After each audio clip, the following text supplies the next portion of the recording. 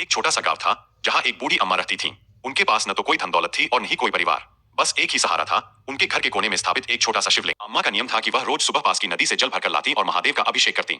वह मंदिर नहीं जा पाती थी क्योंकि उनके पैर अब साथ नहीं देते थे, लेकिन उनका विश्वास अटूट था। वह अक्सर महादेव से बातें करती जैसे वे उनके सामने ही हों। एक साल गांव में भीषण अकाल पड़ा।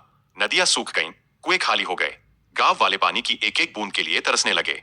लोगों ने गांव छोड़ना शुरू कर दिया। बूढ़ी अम्मा भी कमजोर हो रही थीं, लेकिन उन्होंने महादेव का अभिषेक करना नहीं छोड़ा। एक दिन नदी का पानी पूरी तरह सूख गया। अम्मा बहुत दुखी हुईं। वह खाली लोटा लेकर जमीन पर बैठ गई और रोते हुए बोली, हे महादेव, आज मैं तुम्हारा अभिषेक नहीं कर पाई। क्या मैं इतनी अभागी हूं कि तुम्हें जल भी अर्पित नहीं कर सकती? तभी उनके दरवाजे पर एक बालक आया।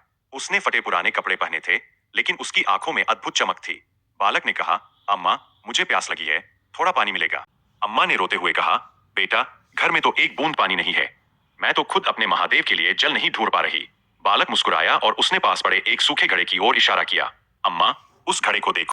जैसे ही अम्मा ने घड़े में देखा, वह जल से लबालब भरा हुआ था। वह पानी इतना शीतल और पवित्र था कि उसकी खुशबू से पूरा कमरा महक उठा।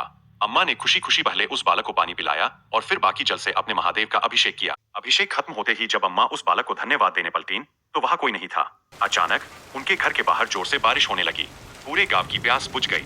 अम्मा समझ गईं कि महादेव स्वयं उनकी भक्ति की परीक्षा लेने आए थे। उन्होंने बालक बनकर न केवल उनकी प्रार्थना सुनी, बल्कि पूरे गांव को जीवनदान भी दिया।